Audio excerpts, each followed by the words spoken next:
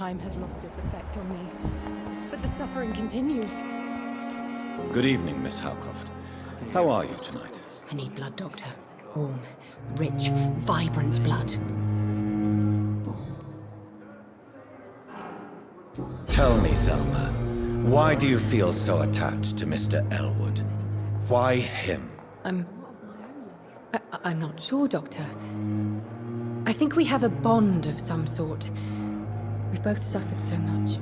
He's the only mortal I find interesting.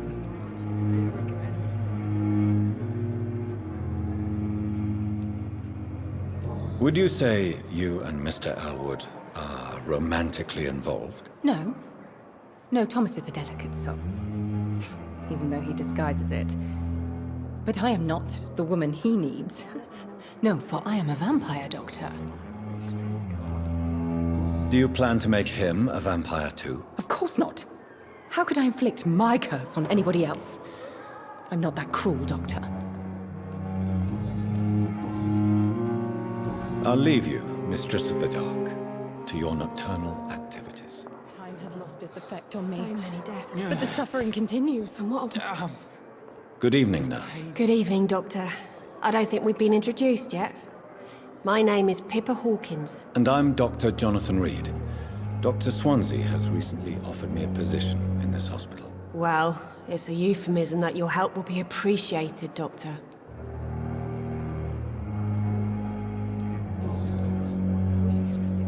How would you describe the situation at the Pembroke Hospital? It's serious. The flu is wreaking havoc amongst the staff and patients. We are running out of everything. You must get a hold of yourself, nurse.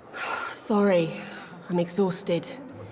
No one has any idea when this epidemic will be over.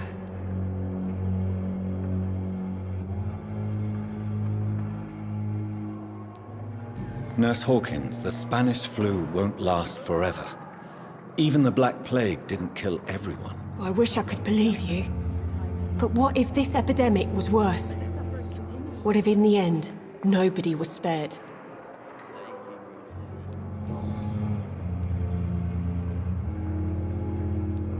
How long have you been a nurse? Well, long enough to see that the epidemic is winning. And no matter how qualified you are, don't tell me you'll change that. You'd be surprised what dedication can achieve, Nurse Hawkins.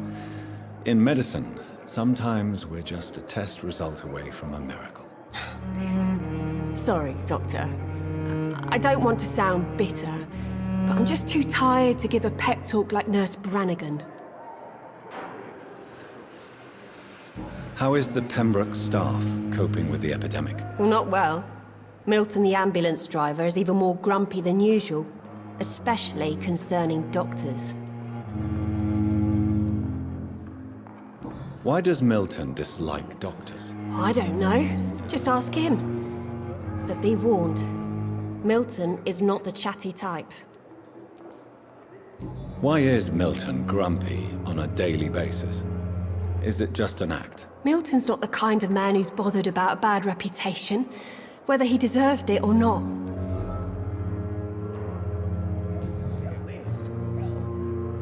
Pepper, I know you're very close to Milton Hooks. Yes, Milton Hooks is my man. If you want to report me for that, just feel free, Doctor. I have no intention of reporting you, Nurse Hawkins. But are you aware of the risks? The rules say I won't be allowed to work as a nurse anymore. But here at the Pembroke, we break rules all the time. Is he worth the risk? Hey, I'm no perfect woman, and Milton is not the finest bloke. But we do our best to get by. That's all any of us can hope for nowadays.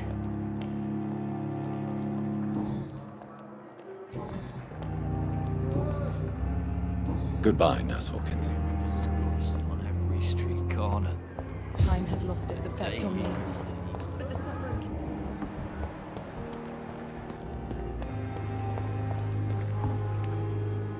Good evening, Milton. Good evening, Doctor. Still trying to save lives?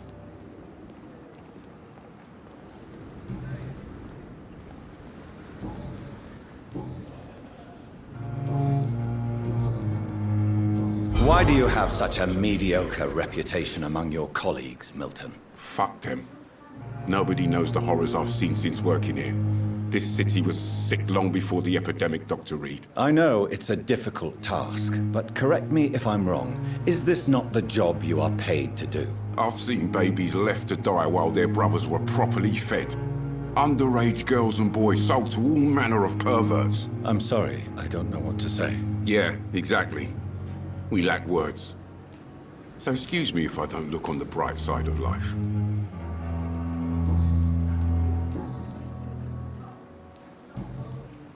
Goodbye, Milton.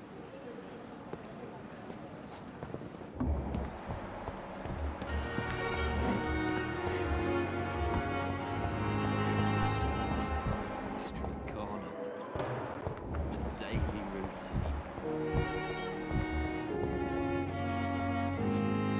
Good evening, Mr. Hampton.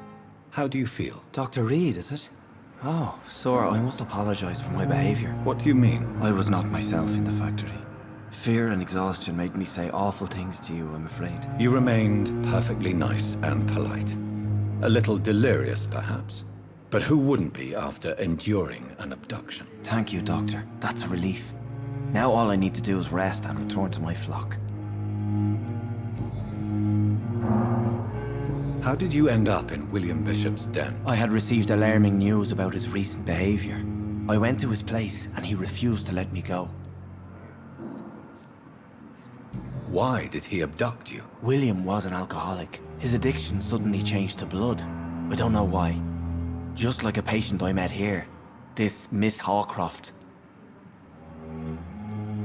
You dared to enter this awful place alone. You're a hero, Mr. Hampton. Or a fool. I'm just a man trying to help his friends, Dr. Reed. William Bishop was a conflicted soul, searching for light. What is the general situation in the East End docks? The situation has always been tough, with a lot of tensions between the gangs and the dockers' trade union. The wet boot boys are very nervous since they lost their leader. Has the gang been threatening you? Ah, no. I've had this nickname for so long, you know, the sad saint of the East End. No one dares to bug a saint, not even criminals. Who leads the gang now? Since Clay Cox went missing, it's his wife Edwina who runs the show, with the assistance of her minion, Booth Digby. Do you know Tom Watts, the bartender from the Turtle?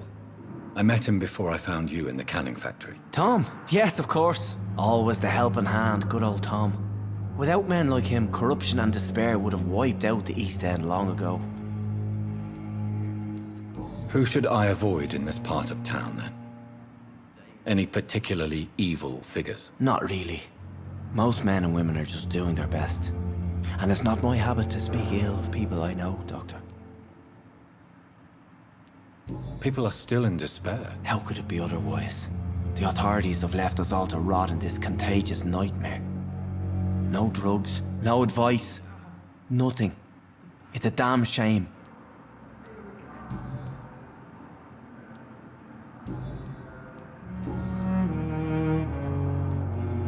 What do you do for a living, Mr. Hampton? I can't help but notice the cross around your neck. I manage a night asylum for the poor and homeless of the docks. And I try to guide the lost and hesitant on the right path to our Lord. Are you a priest, Mr. Hampton? A deacon, maybe? Not at all, Doctor. I'm just a man of faith willing to preach the good word. Why didn't you use your cross against William Bishop? To repel him somehow? That's a very strange question, Doctor. A cross is no magical token, if that's what you were trying to say. Not mine, anyway.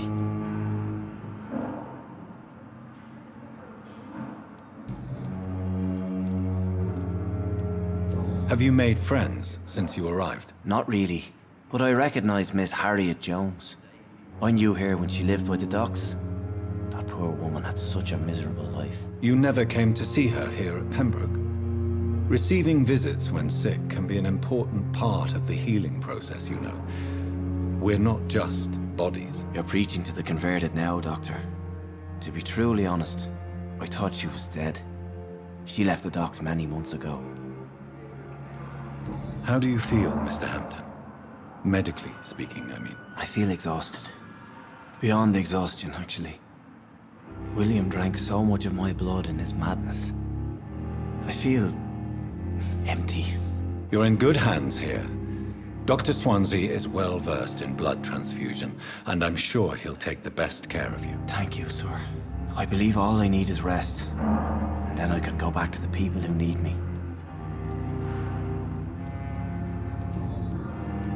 Goodbye, Mr. Hampton. We'll talk again later.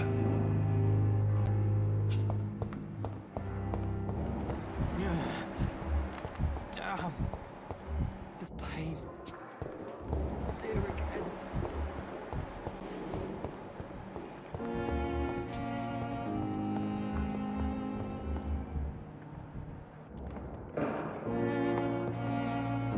Good evening, sir. I'm Dr. Reed. I believe we're going to be colleagues. Reed? Yes, I've been informed about your arrival. I'm Waverly Ackroyd. Welcome aboard, I suppose. Does my arrival inconvenience you in some way, Dr. Ackroyd? Let us just say that I don't particularly share Dr. Swansea's enthusiasm for hiring you.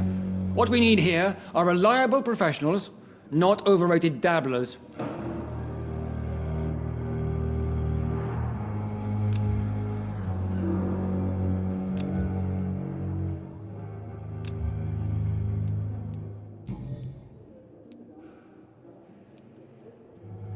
Since your tenure in this hospital is longer than mine, perhaps you can tell me more about this place. Let's just say I'm tired of the carelessness around me.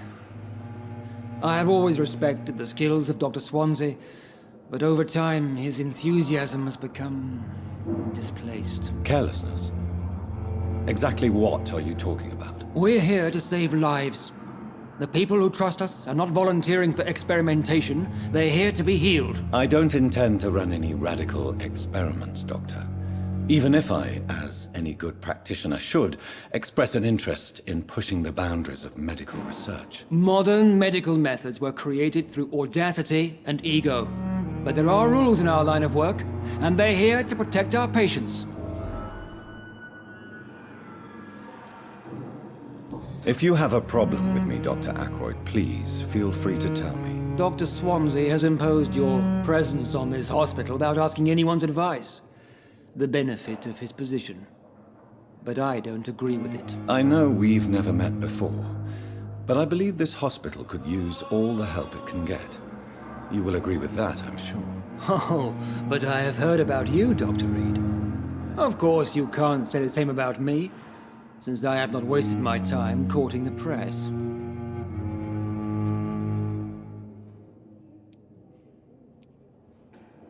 There is no need for such animosity between us. Don't you think the epidemic is already enough to deal with? That is one point we could agree on. And that is precisely why I want to be sure that you will be of help to this hospital, instead of a burden.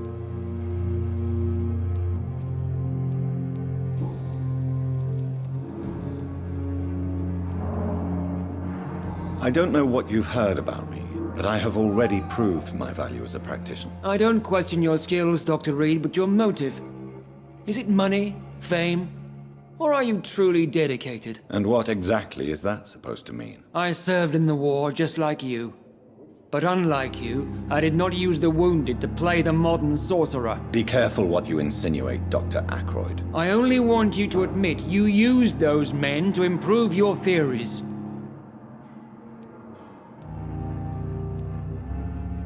This is ridiculous. My blood transfusion technique saved many lives, and you know it. You see?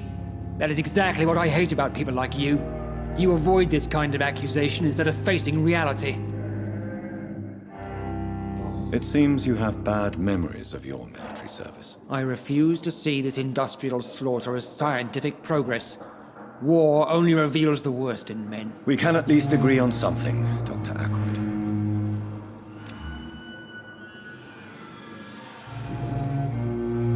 Thank you for your time. We'll talk later.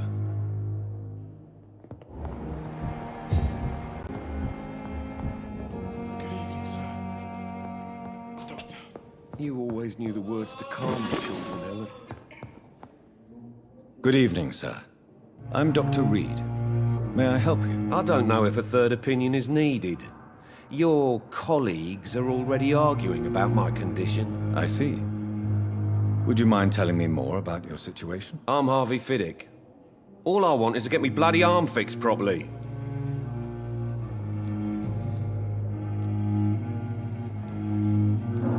Tell me about yourself, Mr. Fiddick. I'm just a regular guy waiting to get his arm fixed, so I can return to work and to my family. I was more curious about what you were doing before being hospitalized. I'm a carpenter, and a good one too. But that means I need both arms to feed my family, Dr. Reed. Tell me about the doctors who are arguing about your case. Strickland and Aykroyd. They both want the best for me, but there's a lot of pride there. Doctors are no different from carpenters, it seems. What do you mean? I often had professional arguments with rivals on a building site. Difference is, I disagreed about wooden nails, not flesh and bones. Are you satisfied with your treatment here? Well, it's clear that I've chosen a bad time to be injured. Forgive my bluntness, but you seem overwhelmed by cases of the flu. I won't lie to you about it. I'm afraid we are. Are you sure you don't want to operate yourself, Dr. Reed? I have the feeling you're very capable. And your colleagues seem to think so too. In other circumstances, you would be right. But for now, I don't think I can take on the responsibility. My apologies. Goodbye for now, Mr. Fiddick. I'll see you later. You always knew the words to calm the children, Ellen. As for me...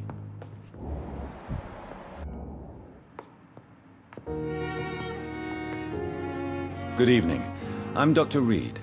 Can I help at all? No. Really? Why are you here, then? I don't want to talk. My throat hurts too much. I suppose that this pain is the reason you're here. Is someone taking care of you? Yes. And no. Could you at least tell me your name, sir? Mortimer. Mortimer Goswick. How painful is your throat, Mr. Goswick? So painful I'd rather not talk at all, Doctor. I'm sure you realize a doctor and his patient have to communicate, sir. Would it help if I gave you some paper and a pen? Not really. I see. Then maybe it's not just your throat that hurts, Mr. Goswick. Perhaps your sore throat is just the consequence of something more hurtful. Yes, maybe. But I don't want to talk or even write about it now. How painful is your throat, Mr. Goswick? So painful I'd rather not talk at all, Doctor. I'll let you get some rest, then. Good evening, sir. Good evening, Mr. Goswick. How are you? I'm okay. Tell me about yourself, Mr. Goswick. I don't want to talk, Doctor. I have to go now, sir. But don't hesitate to contact me if you need any help. I'm all right. Don't waste your time with me. Good evening, madam. Can I help you? It's my son who needs you, sir. I'm Dr. Jonathan Reed. How can I help your son? I'm Beatrice Goswick, mother of Mortimer Goswick. Could you check on him, please, Dr. Reed? I've heard much of your talents as a physician.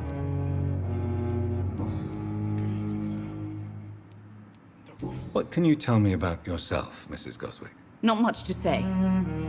Just take care of my Mortimer and I'll cover all the expenses. That's all that matters. May I ask if you have an occupation, Mrs. Goswick? I'm a teacher by profession. I teach young women who are more ambitious about their futures than their families. Are you really that rich? Most of the patients here are of a more humble origin, if I may say so. Yes, thanks to my husband. May he rest in peace. I can cover any needed medical expenses.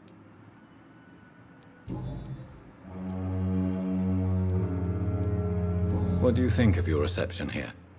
Any complaints? I have had the uttermost reservations about this hospital since we arrived. But we had no other choice, considering the state of emergency. Is there something in particular that's bothering you? Some of the staff were not especially...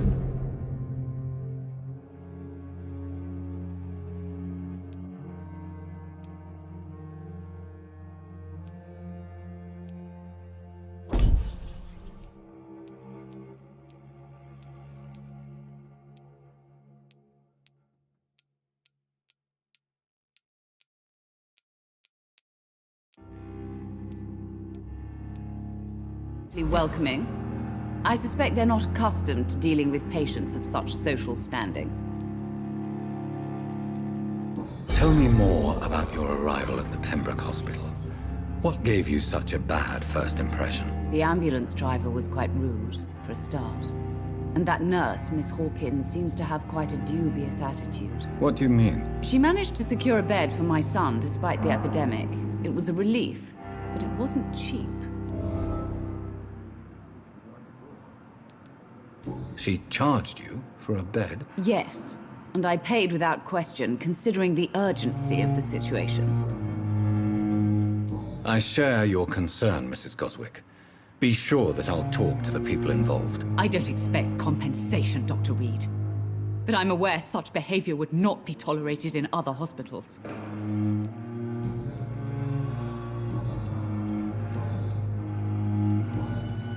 Goodbye, Mrs. Goswick.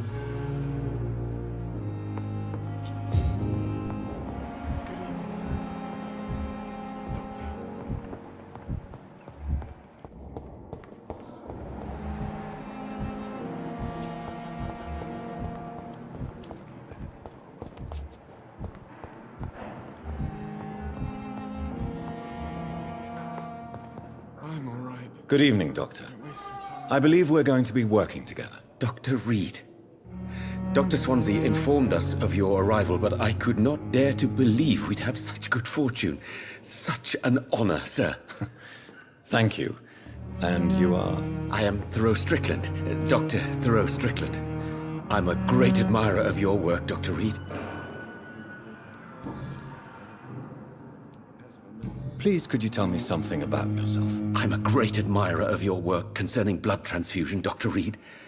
I run my own experiments. I'm convinced it's the future. I based my technique on my mentor's research. He helped me perfect my method. What is yours? I'd rather not talk about it. For now, it's just theories and first approach.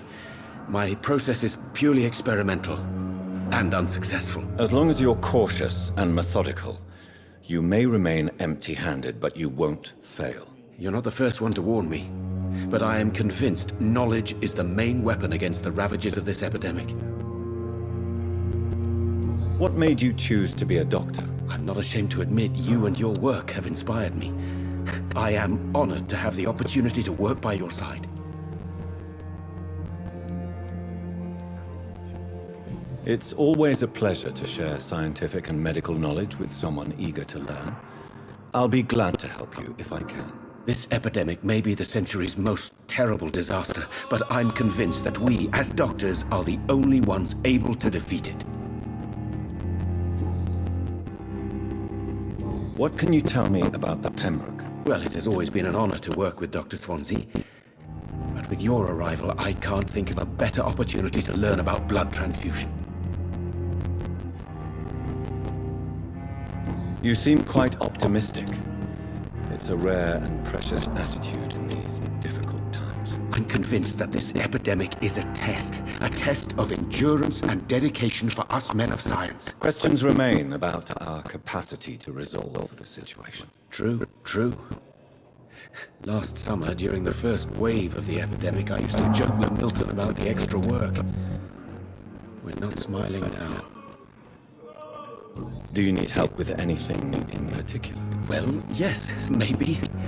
I'm waiting for a batch of products I ordered for my personal research, yet my supplier seems to have vanished. Do you want me to play the errand boy for you? Oh, no, Dr. Reed. But if you went personally to his shop, what with your reputation and all, he wouldn't dare to refuse the products I need. I see. Well, give me the address, for I may pass by if I have time. What do you think of Dr. Ackroyd's aversion to modern medical methods? It's a shame he's so narrow-minded. Dr. Swansea taught me that science is about exploring uncharted territory. I'm convinced that's true. With the influenza and all that's going on, you should put your differences aside, don't you think? Why is it so difficult to work together? I believe that if Dr. Ackroyd had been the one to discover the transfusion process, he would be the first to recommend its use. So you believe it's just a question of jealousy? prescribed. Dr. Ackroyd is as proud as he is blinded by his obsolete concept of medical science. Tell me more about your willingness to experiment with new medical techniques. Harvey Fiddick is a patient suffering from a severe injury that could cripple him if not treated correctly. I'm convinced your blood transfusion technique could help him. What is it you really want? To save him? Or to prove your point? Fair question. I want nothing but to save my patient, Dr. Reed. Especially since I know Mr. Fiddick's story. Tell me Mr. Fiddick's story. Our first diagnosis was compromised because Mr. Fiddick lied to us about the real origin of his injury. He first claimed it was an accident. But why would he hide such crucial information from us? Because he is a proud father, ashamed of putting his children at risk because of his own negligence. This personal involvement could also appear to be a lack of impartiality. You must know that a good surgeon must remain neutral. I agree. But that does not excuse Dr. Ackroyd's behavior. A man who did not even take time to converse with his patient. Do you think keeping his distance was a mistake? All I know is that I'm taking care of human beings with desires, hopes, and fears. Some biological machine comprised of blood, bones, and flesh. Goodbye, Dr. Strickland.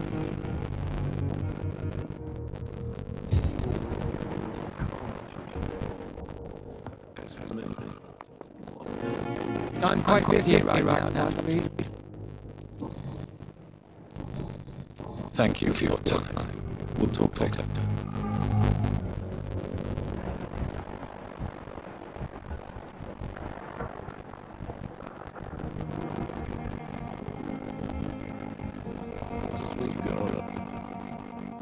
Good evening, Mr. Fiddick. Good evening, Dr. Reed. Any news about my operation? Tell me about your injury, Harvey. Why do you feel so guilty about it? My wife died because of me. And now I might lose everything because I've been careless enough to hurt myself. What an arsehole. How could your job be responsible for your wife's death? I was working a double. She went out bringing off me and it got cold German bomb on me. You can't hold yourself responsible for your injuries, Mr. Fiddick, unless trying to hurt yourself. Of course I didn't hurt myself, but I can't work until my arm's fixed. My children need to eat, Doctor. Tell me more about the death of your wife, Harvey. 1915. I was in the army. Building workshops on the Royal Flying Corps. Helicopters What happened? The Germans set templates on the construction site. They missed their target.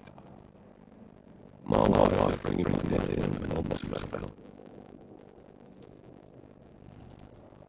I'm sorry for your loss. So many died during your bombings. I served in France and was discarded there. I would like to say that she didn't suffer. Truthfully, I have no idea. I just know that I'm not all the kids have. Or they'll bleed it. How are your children after losing their mother? They were small, all of them. The only thing about this is my Ellen didn't bring them there that night.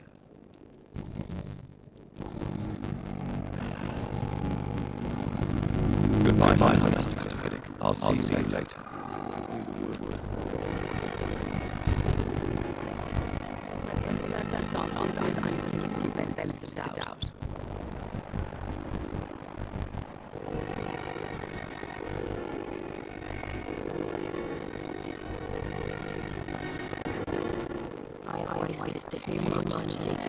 Good evening, Miss Hawkins. Good evening, Dr. Reed.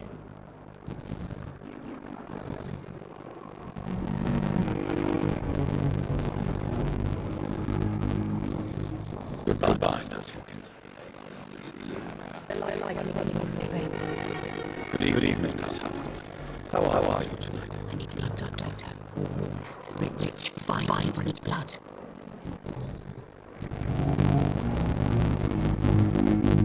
I'll leave you, Mistress of the Dark, to your nocturnal act.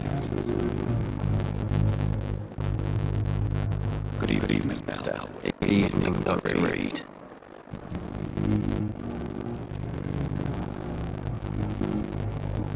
Goodbye for now, Mr. Elwood.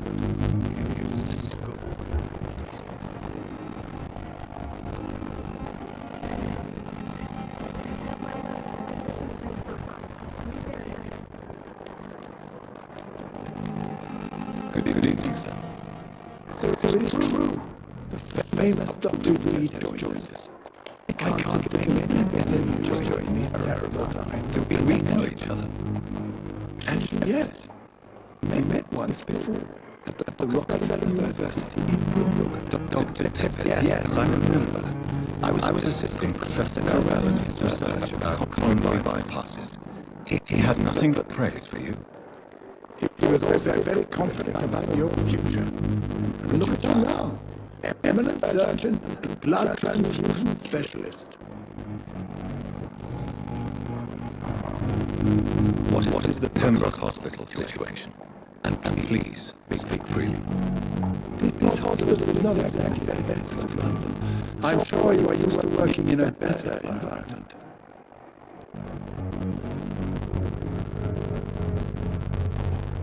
It's more than enough. In any case, the personnel of the hospital are much more important to me than the building. Don't be led by appearances, Dr. Reed. This hospital does not lack talented people. It just lacks hope. What can you tell me about the staff in the hospital? Some are really good, and others are not so good. But during this troubled period, there is no time for slander. I prefer to focus on the positive character traits. Tell me more about cherished people, then. Nurse Brannigan is a pearl.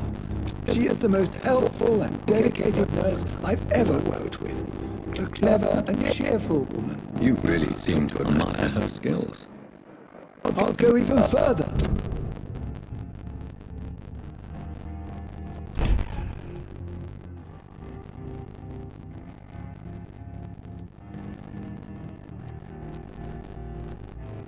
If she was a man, she would be a damn fine practitioner. Any opinion about the management?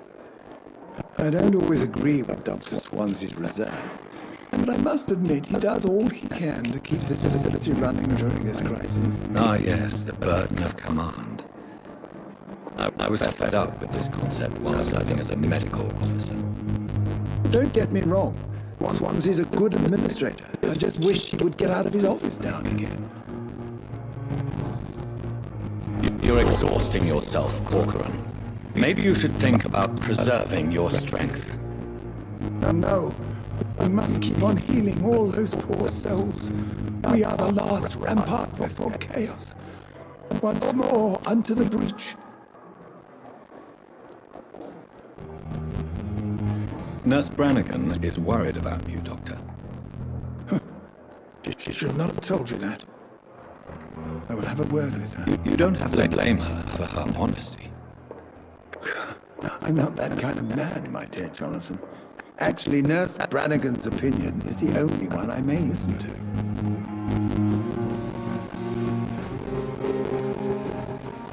Goodbye, Dr. Tippett.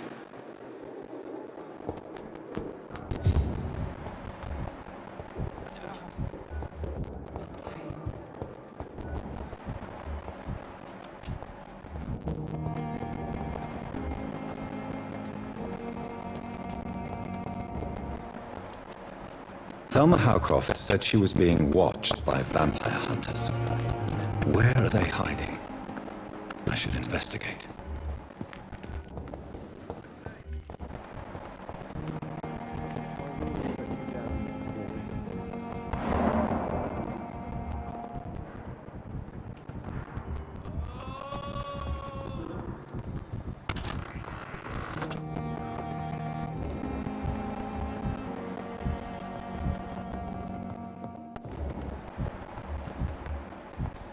Sweet girl.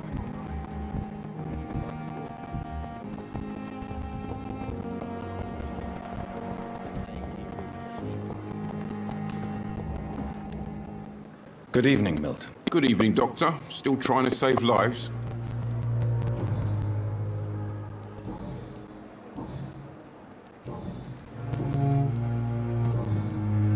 Goodbye, Milton.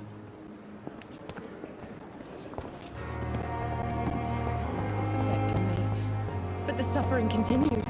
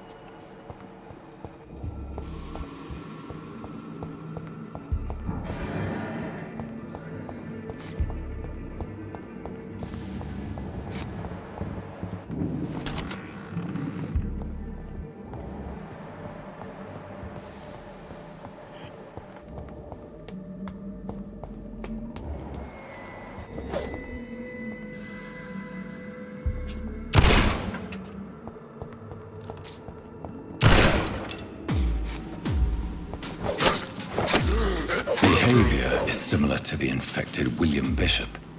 Must be the same strain. This sickness moves faster than influenza.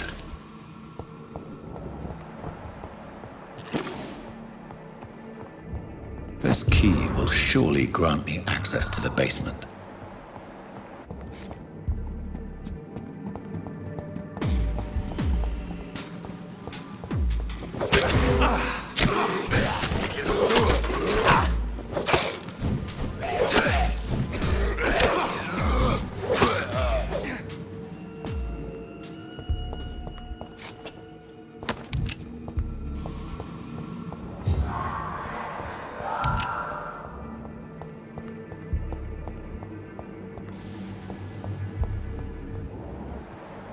Balls of Mars, fortifiers. As popular as they are ineffective. But they do contain iron tartrate, and that might prove itself useful.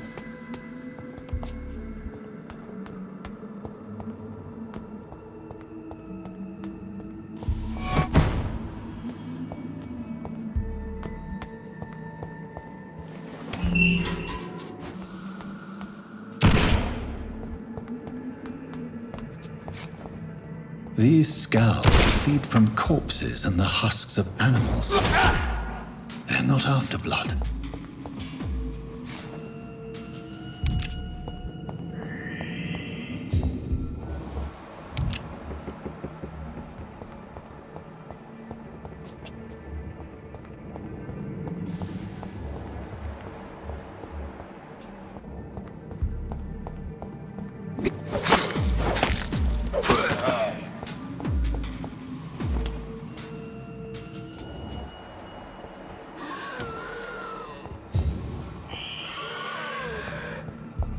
It's locked.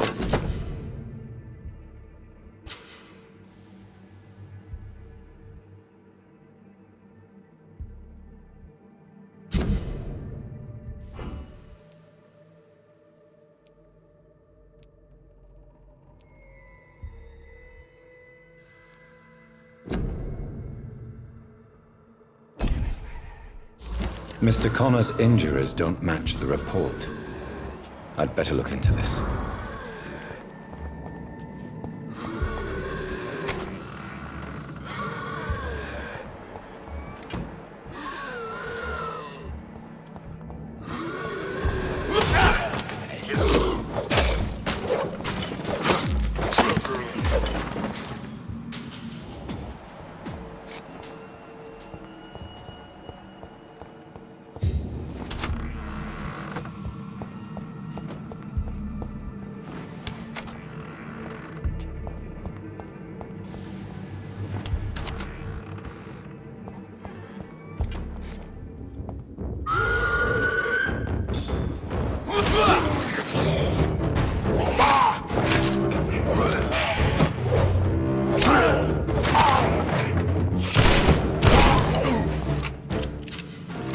These scowls can be so ferocious.